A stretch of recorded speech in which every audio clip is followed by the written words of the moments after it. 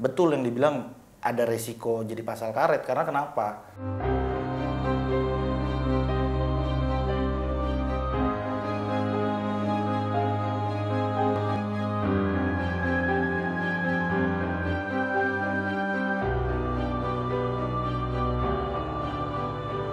Dengan kondisi masyarakat yang udah semakin melek politik dan sering mengomentari kebijakan publik dan undang-undang, kita jadi kenal banyak ya RUU, ya kan, rancangan undang-undang yang dibahas secara luas nih oleh publik. Di antaranya tuh yang baru-baru ini banget dibahas adalah RUU Minol, ya kan, minuman beralkohol. Kemudian juga Omnibus Law tentunya yang sekarang udah jadi UU Cipta Kerja, dan RUU penghapusan kekerasan seksual atau RUU PKS, yang dimana hari ini saya akan bahas di Bincang Hukum bersama dengan Sean Matthew. Yang saya mau bahas di sini adalah bagian-bagian kontroversial yang memang pantas untuk kita pikirkan, gitu ya. Kita langsung aja ya. Jadi di sini udah ada beberapa catatan yang kita compile ya. Pertama terkait dengan pasal 11 ayat 2, tapi ini ada dua sebenarnya, nanti ada dua bagian, ada bagian huruf A dan huruf B gitu ya Shan, cuman kita mulai dari yang bagian huruf A dulu, yaitu terkait dengan definisi dari kekerasan seksual. Ini menjadi kontroversi Shan, karena di sini disebutkan bahwa kekerasan seksual yang dilakukan dalam bentuk tindakan fisik atau non-fisik, ya, dan seterusnya, sehingga mengakibatkan orang lain terintimidasi, terhina, direndahkan atau dipermalukan. Yang menjadi kemudian keresahan orang-orang adalah ya indikatornya apa ya untuk tindakan fisik atau non fisik ini. Mungkin kalau fisik lebih jelas lah ya, non fisik mungkin terutama. Dan akibatnya juga nih mengakibatkan orang terintimidasi, terhina, direndahkan atau dipermalukan. Ini kan kayaknya terminologinya mirip-mirip dengan pasal-pasal karet dalam ITE gitu ya, atau UU penodaan agama misalnya. Jadi mungkin bisa diperjelas, Sean, bagaimana kalau dari perspektif hukum membaca definisi ini? Oke, thank you Chan. Terkait dengan pasal 12 itu tentang pelecehan seksual ya kan. Nah, pelecehan seksual ini kan dibagi jadi dua kalau dari pasalnya. Ada yang tadi udah disebutkan fisik dan non fisik. Kita mengacu pada pengertian dari penjelasan undang-undang itu sendiri. Kalau fisik saya rasa udah jelas lah gitu kan, ada sentuhan apa segala macam. Tapi yang menjadi menarik adalah yang non fisik ini, karena dalam penjelasannya begini bahasanya. Yang dimaksud dengan tindakan non fisik meliputi namun tidak terbatas pada A. Siulan kedipan mata, B. Gerakan atau isyarat atau bahasa tubuh yang memperlihatkan atau menyentuh atau mempermainkan alat kelamin. C. Ucapan atau komentar yang bernuansa sensual. D. Mempertunjukkan materi pornografi. E. Memfoto secara diam-diam atau mengintip orang. Nah, ini kan jadi apa ya? Betul yang dibilang ada resiko jadi pasal karet, karena kenapa? Kedipan mata jadi suatu tindak pidana atau suatu hal yang harus diatur itu kan sulit gitu. Sulitnya pertama begini, bagaimana pembuktiannya? Misalnya kalau kedipan mata ya, apalagi kalau di ruang-ruang publik yang mungkin belum di cover kamera atau CCTV atau apa gitu ya kan. Yang kedua, masalahnya siulan gitu. Nah ini siulan kan siapa tak mungkin juga kan ada kemungkinan siulannya memang bukan ditujukan kepada orang atau perempuan yang merasa disiulin gitu kan. Nah itu kan jadi problem juga gitu, walaupun memang akibat pidananya apa, tindak pidana ini rehabilitasi sosial gitu kan kalau di undang-undang ini, tapi kan tetap aja gitu. Tetap aja itu suatu hukum pidana ya, maksudnya bentuk pidananya apa ya itu urusan lain lagi, tapi pada dasarnya itu akan diatur menjadi suatu hukum pidana gitu kan Sean? Iya, ada hukumannya gitu. Dan di situnya ketika tindakannya dimaksud ini agak lebar gitu ya, maksudnya batasannya jadi cukup ini ya bisa dikatakan berisiko lah ya tadi ya. Oh iya, berisiko gitu. Karena ada juga yang perlu saya sampaikan di sini, hukum pidana itu kan seharusnya ultimum remedium. Apa itu ultimum remedium? Obat terampuh kalau bahasa Indonesia ya. Tapi maksudnya apa sih? Hukum pidana itu seharusnya menjadi upaya paling terakhir gitu loh.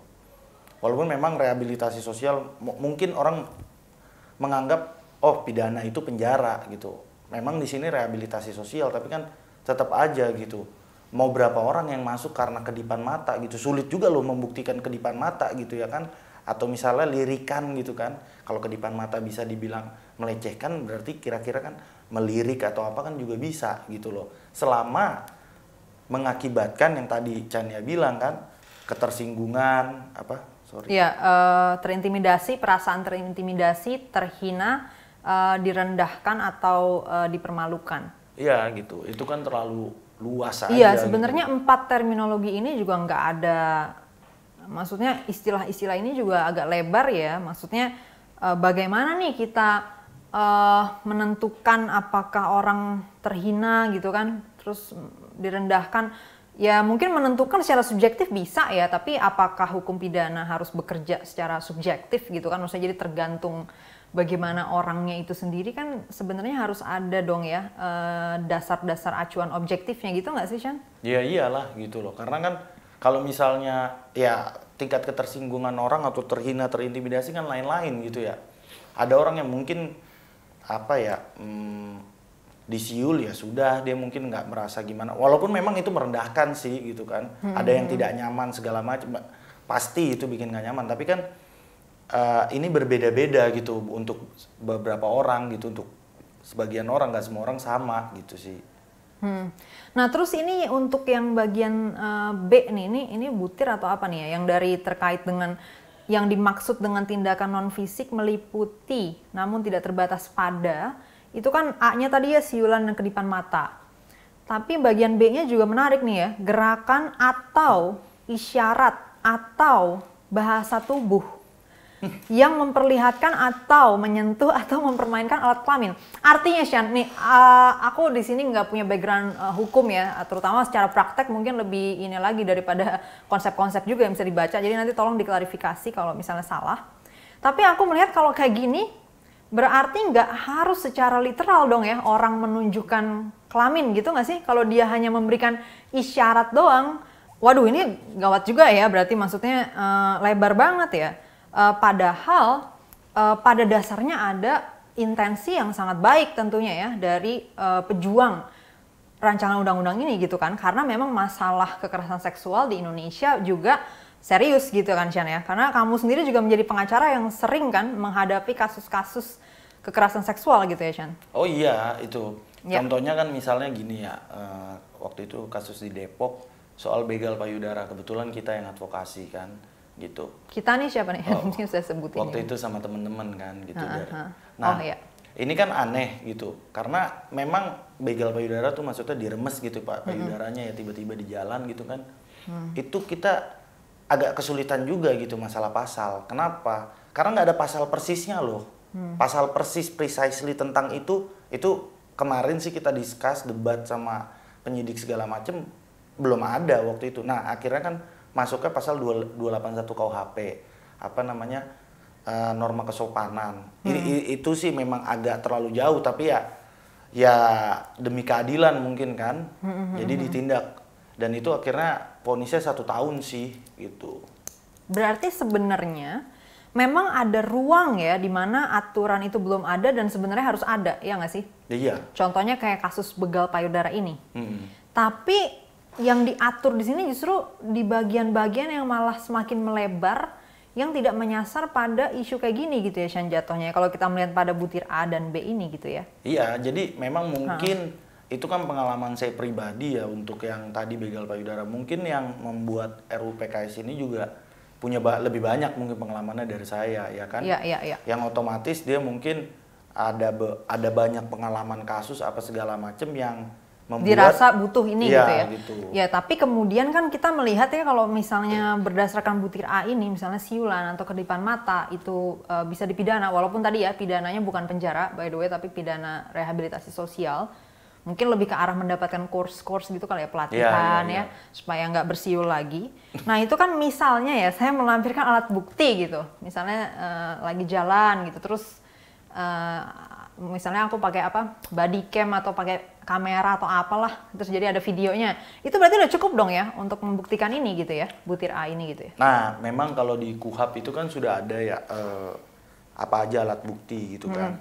Tapi di Undang-Undang RUU PKS ini diperluas lagi gitu. Ada beberapa hal gitu. Misalnya ini terkait alat bukti ya berarti ya. Iya, kalau dengan yang ada sekarang itu berarti akan beda nih kalau misalnya RUU PKS ini disahkan dengan versi draft yang ini ya gitu ya. Iya, ya sebetulnya kalau dibilang beda sih nggak beda-beda jauh banget gitu, masih mirip-mirip. Tapi karena di state di dalam RUU ini, otomatis kekuatannya pasti lebih kuat dong. Di gitu. state kayak gimana tuh? Misalnya isinya. Misalnya kalau kita lihat di pasal 44 ayat 2 ya, gitu. Alat bukti lain yang diatur dalam undang-undang ini meliputi A. Surat keterangan psikolog, B. Rekam medis, C. Rekaman pemeriksaan dalam proses penyidikan, D. Informasi yang diucapkan, dikirim, diterima, atau disimpan secara elektronik dengan alat optik, ya mungkin kurang lebih maksudnya video ya. Iya kayak yang tadi aku contohin gitu ya, misalnya aku punya rekamannya ya. Terus E. Dokumen, F. Hasil pemeriksaan rekening bank gitu. Nah sebetulnya kalau kita misalnya lihat dari KUHP gitu ya, alat bukti A, B, dan C itu bisa masuk dalam alat bukti surat gitu. Kalau yang D, informasi yang diucapkan itu segala macam yang elektronik intinya, itu sebetulnya udah diatur juga di pasal 5 Undang-Undang ITE, pasal 5 ayat 1, sorry. Nah, kalau soal dokumen dan hasil pemeriksaan rekening bank, E dan F-nya itu juga sebetulnya udah masuk dalam alat bukti surat gitu kan. Iya. Tapi kenapa ini menjadi yang tadi saya bilang agak berbeda? Karena itu kan dari yang sudah ada di KUHP itu ibaratnya tuh harus ditafsirkan ulang. Kalau di sini kan sudah di state. Gitu. Otomatis kan lebih spesifik gitu loh maksudnya. Sudah diperjelas lah intinya. Ya. Tapi secara umum kalau misalnya dalam kasus yang tadi aku contohin itu berarti ya udah berlaku ya bahwa aku udah membawa alat bukti rekaman gitu kan, yang tadi dalam konteks ini berarti apa tuh nama istilah hukumnya, berarti apa tuh ya nama alat buktinya? Misalnya aku bawa video gitu, itu berarti udah bisa kan menjadi alat bukti gitu kan yang sah kan? Iya udah bisa. Berarti kalau misalnya mengikuti definisi ini, tindakan non fisik berupa siulan atau kedipan mata itu aku rekam atau nggak sengaja terekam oleh CCTV atau segala macamnya. Dan kemudian menurutku sebagai yang dikedipin atau disiulin itu mengintimidasi, menghina atau merendahkan atau dipermalukan, itu udah cukup belum untuk hakim melakukan vonis? Nah, kalau masalah udah cukup atau belum kan sebetulnya sepengalaman dan sepengetahuan saya itu tergantung dari proses peradilannya gitu kan. Maksudnya dari tingkat penyidikan, kejaksaannya kayak gimana, terus pengadilannya. Tapi menarik di sini gitu. Karena di pasal 45 ayat 1 RUU PKS itu mengatur lagi gitu. Keterangan seorang korban sudah cukup untuk membuktikan bahwa terdakwa bersalah apabila disertai dengan satu alat bukti lainnya. Jadi gimana ya ngomongnya ya? Harusnya kan harusnya pembuktian, harusnya menyatakan dakwa bersalah ini nggak diatur di sini ya gitu ya? Iya, itu maksudnya gitu. Harusnya ini di dalam pengadilan gitu ya? Iya, hakim gitu yang mempertimbangkan alat buktinya kuat apa enggak, ini akibatnya sampai sejauh mana apa segala macam. Tapi kalau di sini udah di state kayak gini kan, saya juga bingung gitu. Maksudnya undang-undang juga kok apa ya? Maksudnya sudah langsung menjudge gitu loh. Ya kan? Harusnya dokumen UU-nya sendiri itu nggak melakukan penghakiman gitu ya maksudnya ya. Kok langsung menyatakan bahwa udah cukup gitu ya untuk gitu. Membuktikan bahwa terdakwa bersalah gitu ya.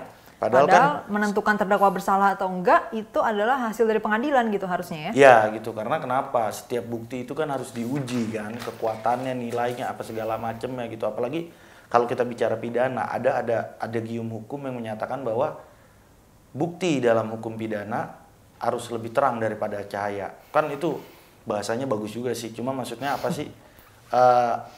Itu harus benar-benar jelas, tegas bahwa memang ada perbuatan pidananya gitu. Ya. Tapi undang-undang ini melampaui hal-hal kayak gitu kan, bingung juga. Iya.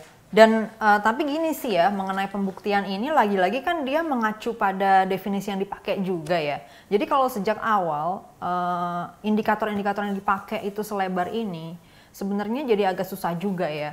Maksudnya ketika tadi kayak contohnya saya punya bukti bahwa ada orang melakukan kedipan mata atau melakukan siulan yang menurut saya mengintimidasi, itu udah cukup berarti kan menjadi alat bukti yang kuat dong, ya kan? Kalau ada videonya atau apa kan udah kuat dong berarti ya, Shan. Yeah, ditambah dengan keterangan dari saya sendiri sebagai korban gitu ya, Shan. Ya, jadi ada 2 alat bukti kan gitu. Dan 2 alat bukti itu sesuai pasal 45 tadi udah cukup. Udah langsung bisa divonis tuh berarti ya. Iya, kan agak ini juga sih. Iya. Gitu. Dan ini butir C, ini terkait tindakan non fisik ya. Ini tadi kan tindakan non fisik meliputi namun tidak terbatas pada ya. By the way ini juga penting. Frasa tidak terbatas pada tuh penting ya, Shan ya. Artinya bisa di luar ini juga kan ya berarti bisa, ya. Iya. Nah, dari yang diatur di sini aja sebenarnya udah cukup luas ya. Misalnya di butir C itu ucapan atau komentar yang bernuansa sensual atau ajakan atau yang mengarah pada ajakan atau seksual. Ini mesti nggak sih? Iya, Mungkin ajakan seksual kali ya, ajakan berhubungan seks gitu. Sedangkan ini menarik juga sih, kalau menurut butir C ini berarti kalau misalnya aku bertanya gitu, Shan, mau nggak berhubungan seks dengan saya? Itu berarti udah cukup dong di capture gitu ya, misalnya chatnya atau apa, sebagai memenuhi butir C ini dong, sebagai pelecehan seksual non fisik gitu. Oh iya dong harusnya gitu. Nah sedangkan kalau kita bicara kita mau seks berdasarkan consent, bukannya mulainya itu harus dengan bertanya ya? Iya itu. Ya. Iya. Jadi ini berarti agak berkontradiksi juga ya, kebutuhan kita untuk mendorong tradisi konsen ya kan, dimana orang melakukan hubungan seks atau hubungan intim ya, hubungan fisik dengan orang lain itu berdasarkan konsen, tapi di sisi lain orang yang bertanya bisa dipidana. Berisiko dipidana. Iya berisiko, ya bisa kan berarti mungkin gitu kan maksudnya ya, bukan berarti pasti ya. Jadi ya ini kalau dalam pengaturan yang butir C ini ya bisa, sangat bisa gitu ya, karena udah memenuhi kan berarti ucapan atau komentar yang bernuansa sensual atau mengajak dan seterusnya ini kan berarti ya, Shan? Iya. Ini sedikit komentar juga soal yang huruf C ini. Ya. Memang ini gimana juga ya, bingung juga. Ini juga cukup penting gitu, karena biasanya ya gitu, kalau di perusahaan kadang atasannya itu laki-laki, bawaannya perempuan, ya kan? Kadang memang ada ajakan seperti ini gitu loh, omongan-omongan seperti ini yang pada akhirnya juga ya itu kan memang benar merendahkan gitu dan mengintimidasi, apalagi kalau ada relasi kuasa atau relasi kerja seperti itu gitu loh. Atau misalnya kalau di sekolah kakak kelas dengan adik kelas atau apapun itulah gitu. Atau kalau di kampus mungkin dosen mahasiswa gitu ya, Nah, itu memang betul, iya juga sih gitu loh. Tapi kalau untuk sampai diatur jadinya terlalu lebar juga, memang penting nggak penting juga sih gitu. Iya, dan memang juga agak susah ya membuat batasannya. Kita sama-sama menyadari dan memahami bahwa ada konteks ya kan, seperti tadi disebutkan oleh Shan juga, di mana ketika kasus itu melibatkan ada kekuasaan tadi ya, misalnya bos sama bawahan dan lain sebagainya, memang mungkin ada ruang-ruang untuk terjadi abuse of power lah gitu ya. Iya. Iya kan. Tapi kemudian kita juga nggak bisa kan mengasumsikan bahwa semua yang ada relasi kuasanya itu udah pasti abuse of power, ya nggak? Ya nggak bisa. Karena ya mungkin aja kan orang mau bos sama atasan atau dosen sama mahasiswa, tapi sebetulnya ada hubungan yang konsensual di sana kayak gitu kan misalnya. Jadi itu juga tetap aja ya, walaupun kita mau nyempitin itu juga agak susah ya, Shan, berarti. Ini aku pengen bahas sedikit di bagian pasal 11 ayat 2 huruf B. Tadi kan kita udah mengeksplor ya huruf A, kita nggak bacain semua, tapi kira-kira itulah titik-titik yang sah ya untuk dikritisi lah gitu ya, dan mungkin nanti diberikan masukan untuk bisa diperbaiki. Nah cuman di huruf B ini juga ada lagi nih masalah yang nggak kalah rumitnya gitu ya. Eksploitasi seksual sebagaimana dimaksud dalam pasal 11 ayat 2 huruf B adalah kekerasan seksual yang dilakukan dalam bentuk kekerasan, ancaman kekerasan, tipu daya, rangkaian kebohongan, nama atau identitas atau martabat palsu, atau penyalahgunaan kepercayaan agar seseorang melakukan hubungan seksual dengannya atau orang lain, dan atau perbuatan yang memanfaatkan tubuh orang tersebut yang terkait hasrat seksual dengan maksud menguntungkan diri sendiri atau orang lain. Ini ada banyak terminologi lagi-lagi ya, istilah yang cukup lebar gitu ya, bisa agak lebar ya. Misalnya di sini ya, penyalahgunaan kepercayaan. Oh iya, itu yang dimaksud penyalahgunaan kepercayaan tuh gimana ya? Di penjelasan ayat pasal ini juga nggak dijelas. Maksudnya yang dimaksud dengan penyalahgunaan kepercayaan adalah menggunakan kepercayaan yang diberikan oleh seseorang kepada pelaku kekerasan seksual karena ada relasi personal, jabatan, wewenang, atau kedudukan. Oh itu yang tadi ya berarti ya, kalau misalnya bos dengan bawahan dan lain sebagainya ya? Ya kurang lebih memang seperti itu, tapi menyalahgunakan kepercayaan tuh gimana gitu loh maksudnya. Tapi gini, sejauh ini aku rasa yang juga menjadi penting mungkin lebih ke arah sini ya. Sebenarnya bagian mana sih dalam masalah kekerasan seksual, pelecehan seksual dan lain sebagainya ini yang memang belum direspons oleh aturan yang ada sekarang sehingga kita ada urgensi nih bikin aturan baru ini. Dan bagian mana dari semua itu yang udah direspons oleh RUU ini? Nah, kalau kemarin kan kita pernah bikin diskusi juga ya terkait penanganan perkara perempuan dan anak, ya kan? Salah satunya misalnya yang paling klasik, paling biasa gitu kan, istri dipukulin atau di KDRT lah gitu kan, kekerasan dalam rumah tangga. Terus dia mau lapor polisi, misalnya lapor polisi dan ditindak segala macem, suaminya di penjara, istrinya kan mau makan apa gitu kan, karena mungkin gak bekerja, udah tua apa segala macem lah. Nah, kalau di RUU PKS ini itu ada namanya hak korban untuk pemulihan gitu kan. Ya. Salah satunya itu ekonomi. Apa sih yang tercakup dalam ekonomi ini? Misalnya pemberian bantuan transportasi, biaya hidup atau biaya lainnya. Itu penjelasan dari pasalnya ya, dari pasal 28F gitu kan. Ya. Detailnya seperti apa, uangnya berapa memang nggak dijelasin di situ. Ya. Tapi maksud saya di sini ada niat dari RUU PKS bahwa di sini memang biasanya ada orang yang butuh ekonomi gitu kan, atau tidak dapat bantuan ekonomi ya. Butuh bantuan ekonomi gitu kan. Ya. Gitu. Dan itu memang kamu sempat sampaikan juga kan Shan, dalam kasus-kasus yang kamu hadapi juga di Depok. Banyak juga yang mengalami kekerasan dalam rumah tangga itu memang nggak bisa nih akhirnya memproses karena dia bergantung pada si pelaku gitu kan. Iya. Artinya ini penting ya berarti ya respons ini ya. Ya penting itu. Bagaimana bisa membantu untuk korban ya nggak bergantung ya jadinya sama pelaku karena negara nih jadinya memberikan pelindungan gitu ya Shan. Ya walaupun memang konteksnya sedikit berbeda ya, karena kenapa? Karena kalau di KDRT tadi kan kekerasan memang kekerasan gitu. Kalau di sini kan kekerasan seksual gitu. Dan mengikuti definisi yang ada di RUU ini gitu ya. Yang tadi 9 jadi, itu. Gini loh, kalau definisi kekerasan seksual yang ada sekarang tuh bagaimana Shan definisinya? Bisa nggak? Mungkin kita bisa bandingkan gitu? Jadi gini, kalau untuk kekerasan seksual yang ada sekarang itu adanya tuh pecahan-pecahan gitu loh. Kayak KDRT mungkin ada pasalnya sendiri ya, gitu. Pemerkosaan beda lagi ya, gitu ya. Pelacuran, bukan pelacuran. Perdagangan orang gitu. Nah, yang kayak gitu-gitu ada lain-lain. Tapi kalau di sini udah memang kalau ditanya lebih bagus gitu. Langsung kekerasan seksual dibagi jadi 9 gitu kan. Iya. Hanya saja kemudian tadi ya, ada bagian-bagian dari jadinya. Definisinya yang justru harusnya definisi itu menyempitkan, ini malah meluaskan gitu ya. Iya, gitu, betul. Mungkin yang lebih penting lagi adalah gini ya, kalau dari definisi-definisi yang ada dalam aturan yang sekarang, itu kan sudah cukup jelas ya kasus-kasusnya gitu ya. Misalnya tadi terkait KDRT itu sudah diatur dalam hukum yang ada sekarang gitu kan. Pemerkosaan itu sudah diatur gitu kan, Chan? Iya. Nah soalnya kan kemarin sempat beredar juga ya, narasi-narasi atau wacana-wacana yang memframing seakan-akan nggak ada aturan yang mengatur itu gitu kan.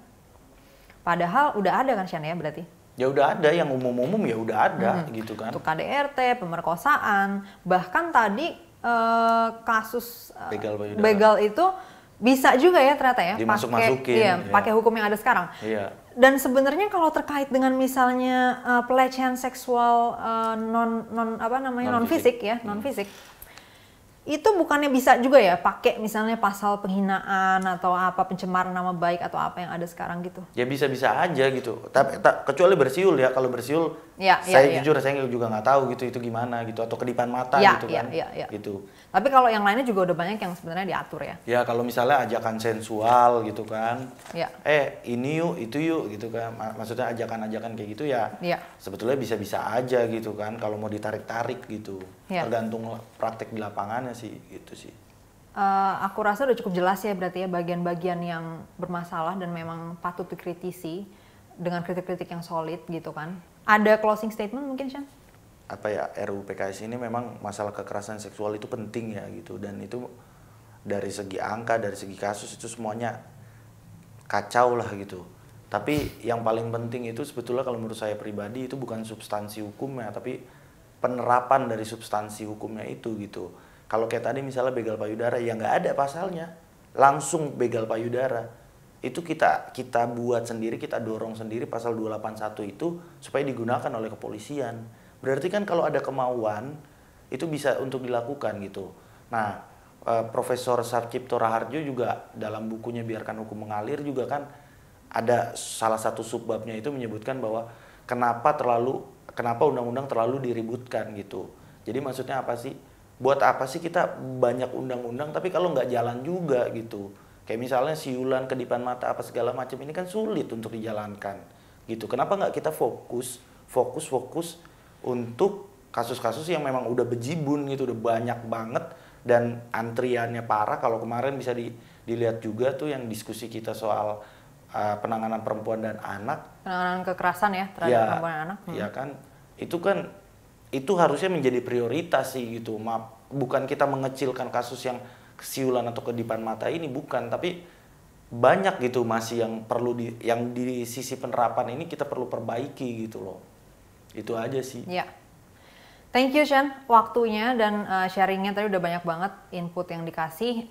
Mudah-mudahan bisa membantu teman-teman semua untuk punya perspektif yang lebih baik, lebih bijak, lebih solid lagi tentang RUU PKS. Kalau mau nonton pembahasan kita tentang UU Cipta Kerja ya sebelum disahkan, ada juga silakan lihat di video-video bincang hukum sebelumnya. Di sini kita bahas RUU PKS, mungkin berikutnya nanti kita akan bahas RUU lainnya.